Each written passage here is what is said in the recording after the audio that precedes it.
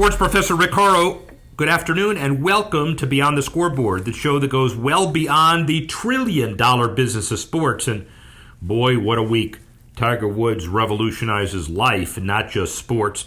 Ratings in from the NCAAs and the Final Four. Major League Baseball takes its next step. Hockey and basketball begin their real seasons, and the numbers are out concerning baseball and otherwise. We have somebody who can analyze all of this and put it in the perspective of corporations and activations. Lou Kovaks, the Chief Marketing Officer domestically for Octagon, which, as you know, is a global behemoth, vertically integrated company. If you want to see all of our items located in one place, take a look at the 15 to watch, the 5 tech, and the 5 power stories on @RickHorrow, NBCWashington.com, or subscribe to us on the Apple Podcast, Audio Boom, Google Play, Stitcher, iTunes, or wherever great content is sold. We have a lot of great content today, not sold, but for you to listen to for your listening pleasure. And if you don't understand sports business now, you certainly will after a lot of the stuff that has happened. First of all, remember last week we talked about the confluence, the combination of Minneapolis at the beginning of the week and the Final Four, and Augusta at the end of the week. Next year, by the way, Augusta and Atlanta with the Final Four.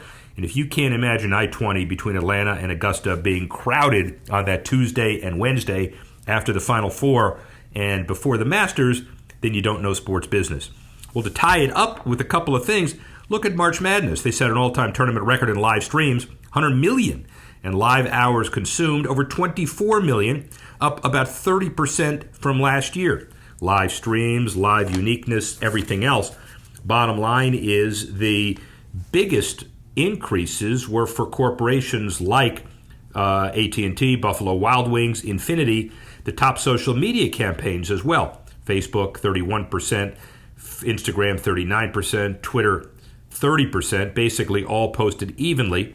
AT&T leveraged YouTube as its main medium, Instagram as its second, and Facebook as its third, and scored a positive sentiment report of 45%, negative 18%.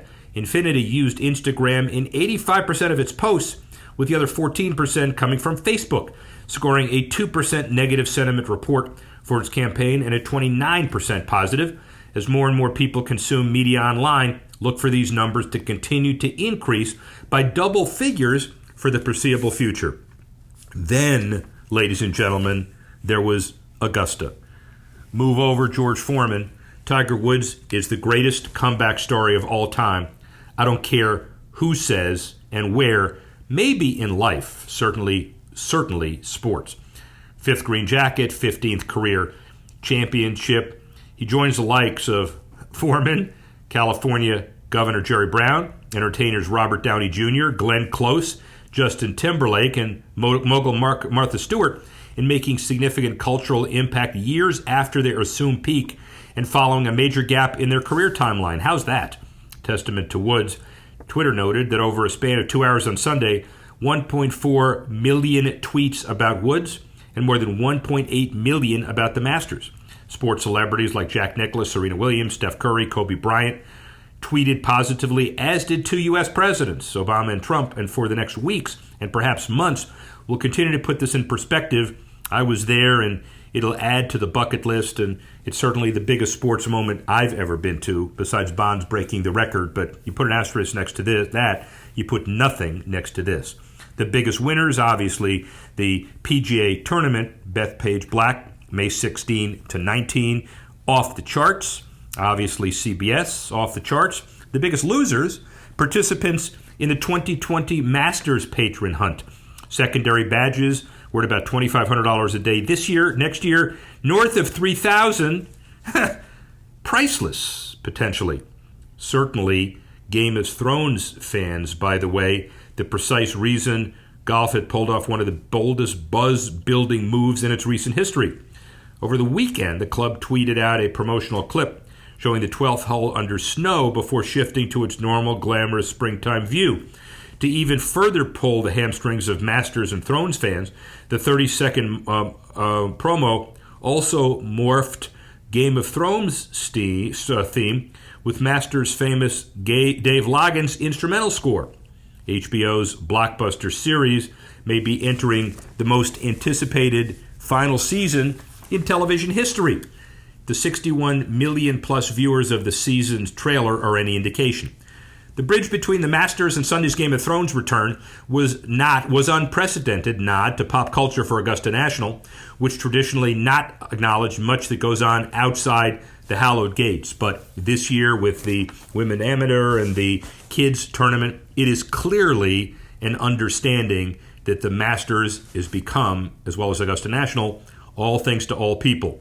We've talked about the diversity, the globalization, the customization with all of the experts who have talked about it, but nobody better, Lou Kovaks, the Chief Marketing Officer for Octagon, can give us some perspective, and he predicted some of the commonality between the Masters and the Final Four during his interview with us at the Final Four. Amazingly prophetic as far as some of his predictions. Here is Lou Kovaks now. Sports Professor Rick Horrow, inside the boardroom, beyond the scoreboard. We are at the confluence of March Madness in Minneapolis, getting into Anxiety April in Augusta. It is that time of year again with two of the biggest events, not only because of ratings, but because CBS dominates, because of activation, because these are two spots where you all want to be, and I am, and you're not. But more important than that, it's the example of how industry trends kind of dominate in sports marketing. As we know, it's a $1 trillion sports business, and one of the largest growth areas is corporate sponsorship, broadly defined, and the trends are really important. And none other big expert in the field of activation and marketing, the CMO North America of Octagon, Lou Kovaks. How are you? Doing great, Rick. Thanks for having me. Yeah, obviously, thanks for being here. And we're in Minneapolis together at the back end of the Final Four, heading to Augusta, as we said. And it is an amazing time in the industry to talk about all this. And you've had kind of a broad experience in getting here. Short but sweet. Tell me your life story. Sure. First, a shout out to the alma mater, Hobart College, Geneva, New York. Statesman? The Statesman, that's right. How's that? Is that good? That's impressive. Yeah. First job in the athletic department at the University of Florida. A stint with the Sports Commission for the state of Massachusetts. And now Octagon, 18 years with the company. Managed some of our bigger brand client relationships like Bank of America, Sprint, and Sony PlayStation. Have managed some of our business units like creative, digital, technology, and content creation. And today, I have the great responsibility of overseeing the marketing and new business for our brand consulting and event management businesses. Which is huge in and of itself. So I know there are big companies, and the world of sports marketing is dominated by a whole host of them. Just one more kind of quick review of kind of your job, the CMO North America job, and you know the assets of Octagon. Oh, sure. We have 20 plus brand clients who we work with on their sponsorship strategy and activation. We've got numerous professional golf events that we run on the LPGA Tour, PGA Champions, and others, and have diversified those events to include culinary events, music events, really any type of event. We run 13,000 brand activations a year, so multiple events a day across the calendar year that we're involved with. 13,000, yet he's spending a few minutes with me here in Minneapolis and then a few minutes with me in Augusta, so it's either I'm important or those events are important. I suspect it's the latter. It's definitely the latter. Definitely the latter. Thank you, ladies and gentlemen. This interview is over. Lou has some specific ideas and trends in the sports marketing business, again, fast growing. So let's talk about a few of those. First idea, kind of the new endemics, talk a little bit about it. Sure. If you think about the types of brands that have historically been involved in sponsorship, we have talked about that in two ways. One, the endemic brands, companies like Gatorade or Nike or Spalding or Wilson. They make the stuff that's involved in the fabric of the sport, and they need to be there to market their products and services because they're deeply involved in the sports. And then there are traditional brands, companies in financial services, insurance, maybe healthcare, where they're really involved in sport because they want access to the audience. And then there's this new type of endemic that we're seeing where it's really the emergence of technology brands who want to be at the same time a sponsor of these big sports properties, but also a business partner, right? They want to deploy their technology and they want to then do storytelling and activation and corporate hospitality around those big events. Technology is the fastest growing, I think, sector that anybody puts their hands on, and yet in many ways it's the hardest to explain.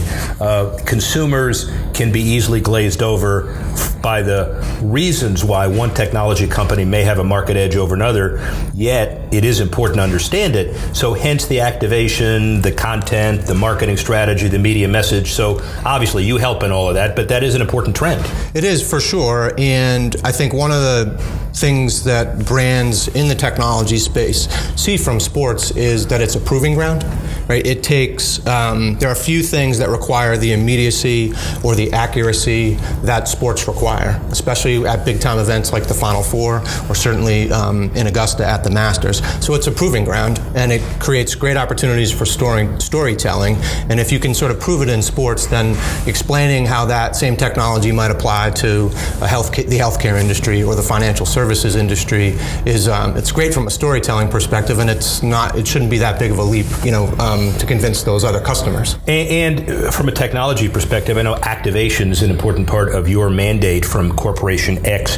It used to be easy to slap up a charging station and have a phone company sponsor the charging station, and everybody comes in, they love it because they get their phone recharged. A bit more sophisticated today, isn't it? Yeah, it is, and I think one of the other trends we'll talk about is personalization, right. And that's an expectation that consumers and therefore fans have. And so Final Four is a great example. You see some really interesting activations. I love the thing that Uber Eats did after the first round, where they were offering free delivery if your team lost. Right, so very personalized to you as a fan. I think playing to the emotion that those people are going to have. I'm a little disappointed. Maybe I need some food quickly here at the house. So I just think that's an interesting example. It's a good profit center for them too, because these are people who were willing to kind of jump off the third-story balcony, and now they're going to spend money patronizing a restaurant, maybe paying Uber Eats again to deliver down the road. Who knows? Yeah, good idea. Yeah, it's a brilliant. Did you come up with that? I did not. Brilliant marketing strategy. Yeah. Second trend, I think, deals with $12 billion a year. I know now, out of a $100 billion growing industry, is philanthropy and CSR. But I know you single that out even higher. So talk about that a little bit. Yeah, we just see a lot of the brands that we work with, and then just across the industry in general, brands really seeking to use the spotlight that their sports and entertainment sponsorships provide them to really highlight some of the good things that they're doing in the corporate social responsibility space. Consumers today, particularly the Gen Z consumer, really puts a lot of value in the values that the brands that they want to associate with have. And so you see it here at the Final Four with Infinity, who has a long-standing relationship with Coaches versus Cancer. They did a great event here on Friday night, Hardwood Heroes. They put on a game featuring people who were cancer survivors. So you see things like that. I was just at an event recently, the Kaiser Permanente Total Health Forum, in partnership with the NBA. Now, there's a unique, partnership where a healthcare brand and the NBA get together and they put on an event that's all about focused on mental health and creating healthier communities. And then you'll see this, I think, continue throughout the calendar year. Perhaps we'll be together at the MLB All-Star Game in Cleveland, absolutely, or maybe at the World Series. And historically, you see brands like MasterCard do something big around the World Series with Stand Up to Cancer, right, or T-Mobile throughout the entire World Series do something big, create a platform to shine a light on how they support the military. Do the corporate leaders do this because they've created some newfound connection between ROI and philanthropy, or are more CEOs just realizing it's the right thing to do? I think it's more the latter, in that, the root of any good partnership is shared values. And so if you have a shared value with the if you're a brand and you have a shared value with the property that you're working with around a particular charitable endeavor, it's going to reinforce and make the partnership all the more stronger. If there's some ROI to be had there, I think that's icing on the cake, so to speak. And of course, the whole idea of the government and the C3 and the tax exemptions and all, it's shining a light, and a very significant light, on how to make sure you get out ahead of all of that as well. Correct. Yeah. Yep. All right. So your third piece of this deals with diversity, inclusion, broadly defined as well. Talk about that. I just think, across, whether it's activation or hospitality, we're seeing brands have a real commitment to be inclusive, right? Be it the guests that they invite, the hosts that they include in their programs, the talent that they might select to speak, or even the theme, or the campaign that they create around it. And then on the property side, you also see this. I mentioned some of the work that we do on the LPGA tour, and so there you see companies like Dow, really stepping up and wanting to use a new LPGA event that they're going to have in Midland as an opportunity to really have a focus on and talk about inclusion. And then in Indianapolis, Group 1001 in the Indie Women in Tech LPGA Championship is also, I think there's a crossover there between inclusion, but then also corporate social responsibility, right? Where that whole event and the platform that they've created there supports the mission of Indie Women in Tech, of inspiring women and girls of all ages there to get involved in STEM-related careers. So it's a really nice confluence of sports and CSR and diversity and inclusion. And the uniqueness is really important these days, I would think, because I don't want to minimize it, but anybody can give at the office to traditional causes. But the real key is to identify some causes that not only move the needle for the CEO and the major cause of the corporation, but to stand out amongst the clutter of a lot of other giving. Right. And it's also interesting where, the assets that you may get as a brand sponsor, whether it be media or whether it be signage, if you're able to use those you have a choice. You could say, well, I want to highlight a product or a service that we provide, or I want to use that investment to talk more about the charitable work or the corporate social responsibility work that we're doing. And that does appeal, to some of the younger consumers that brands are after these days. Last and finally, and maybe most important, because it does encompass a lot of the other three and everything else, is you said personalization. Talk about it. Well, I mentioned the Uber Eats example, which I love. Here at the Final Four, you see AT&T with their fast break digital product that they have, or Intel with some of the virtual reality work that they're doing, and it's really all about thinking about the fan or the consumer as the director of programming.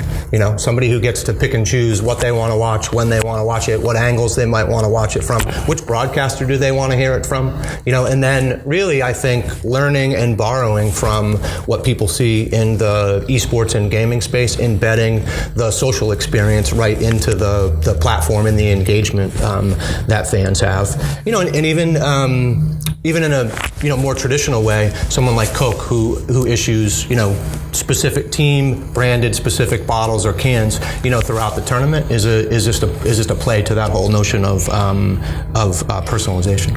So you don't want to say gone are the days of the rate card, but personalization is almost counter to you can buy 3 of these and 8 of these and it's going to cost this and that and here's your total. Yep. We've evolved, haven't we? Yeah, we have. And you still need your base package of assets, but then you need to be very creative about how you're going to, what are you going to do with those assets?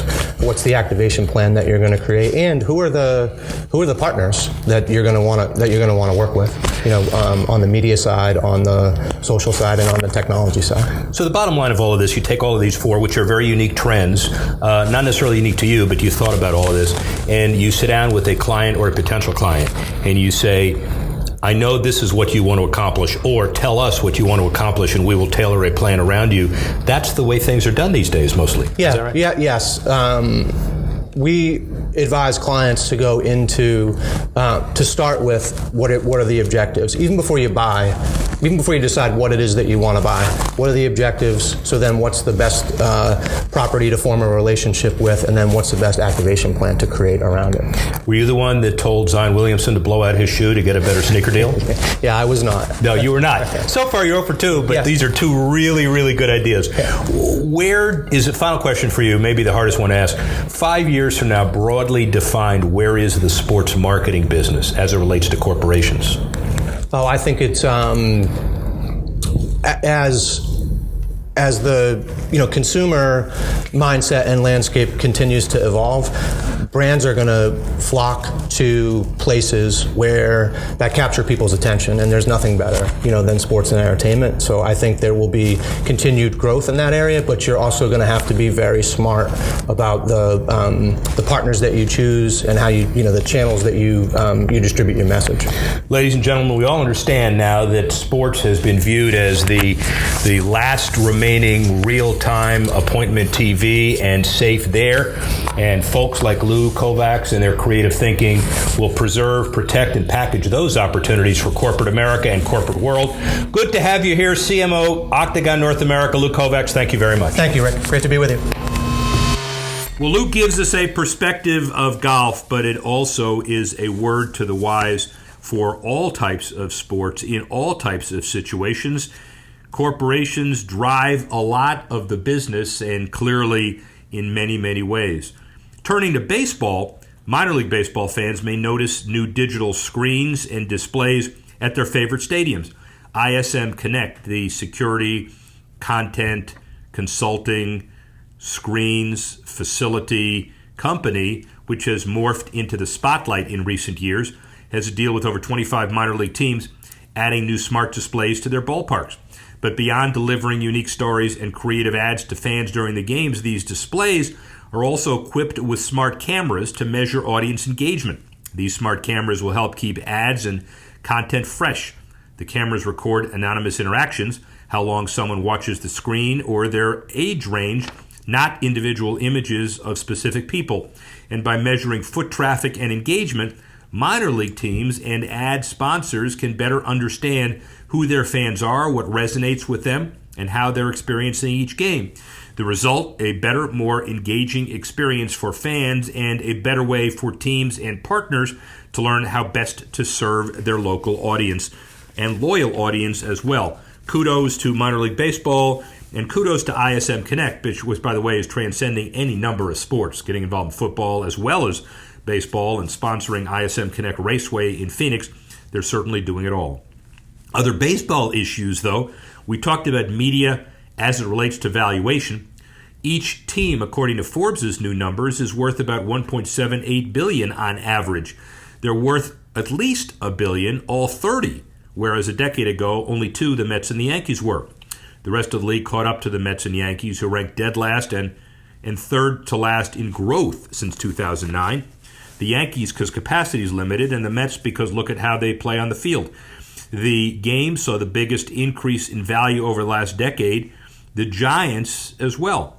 MLB's ownership stake in MLB Advanced Media, 100%. BAMTech, 15%. And MLB Network, 67%, as well as the league's investment portfolio, were included in the valuations and equally divided among the 30 teams. About a $400 million value per franchise. And over the 22 years that Forbes has conducted its valuations, the average MLB team has increased 11% year over year, while NBA and NFL teams have increased 13 and 12%. Big investments for any of them. The MLB increase is going to get even bigger in 2022 when baseball's 7-year, $5.1 billion deal with Fox kicks in. Speaking of Fox, U.S. Representatives Elijah Cummings and others threatened MLB's antitrust exemption over the league's attempt to buy the 21 Fox-branded RSNs. In a letter sent to Commissioner Manfred, the Committee on Oversight and Government Reform members said they're concerned about the potential for anti-competitive conduct that harms American consumers if MLB buys the RSNs. MLB's potential purchase of these RSNs raises significant questions about the antitrust exemption that professional baseball has enjoyed for nearly a century, they wrote. And although the Supreme Court has upheld baseball's unique, judicially created antitrust exemption for nearly a century on the basis of stare decisis, the court has also described the exemption as an aberration and recognized Congress's ability to limit or even eliminate it. The congressman gave MLB only 2 weeks to produce documents relating to MLB potential acquisition and operation of the RSNs. It's a big deal. Sports and politics mix in another context. The Trump administration nixed Major League Baseball's historic agreement with the Cuban Baseball Federation that would have made it easier for Cuban players to enter the U.S. legally without needing to defect. The goal is to deal with the dangerous trafficking of Cuban players that has gone on for decades and hopefully to eliminate it. Players threatened, extorted, or even kidnapped. Remember, Yasiel Puig now with the Reds after helping Puig escape Cuba. Traffickers affiliated with the notorious Mexican drug cartel held him for ransom on a small island for weeks.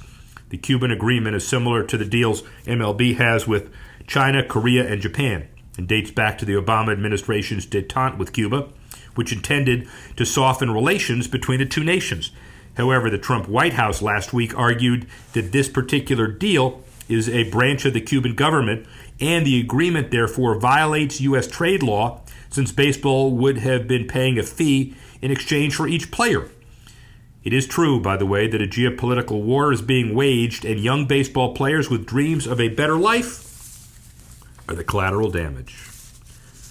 Let's talk soccer for a couple of minutes, since that is always on our mind, and the All-Star game is coming up pretty soon domestically. But across the pond, La Liga, the Spanish soccer flight league, the top flight, been named the 8th biggest brand domestically, according to a report by valuation strategy consultant Brand Finance, above major Spanish brands such as companies like Movistar, and using its brand strength score metric, figure based on calculations regarding emotional connection. This Brand Finance study gave La Liga a score of 80.7 out of 100, including above the likes of Santander, a big corporate finance sponsor, and others. The continued growth of La Liga suggests that Brand Finance values the league body at about $548 million.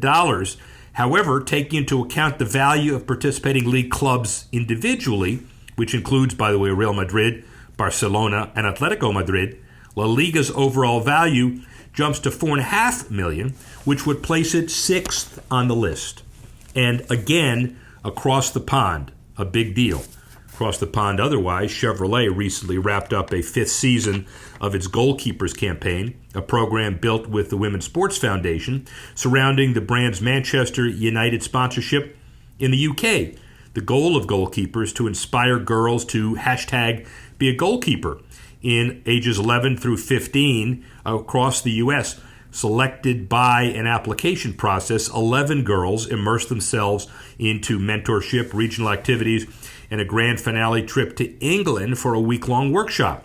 The insight by Ernst & Young guiding the program that more than 94%, really important, of female business leaders played sports as children.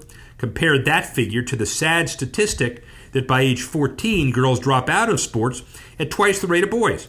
And Chevy recognized an opportunity to support female empowerment with the recipe involving its soccer sponsorship and role as official automotive partner of the Women's Sports Foundation. Sponsorships connect brands to consumer passion points, but they can also open doors to help brands make a real difference in the life of fans. Next week, we focus on hockey, other soccer issues. Obviously, we focus on the NBA playoffs as well as NHL and other things going on in the world of sports and the trillion-dollar sports business.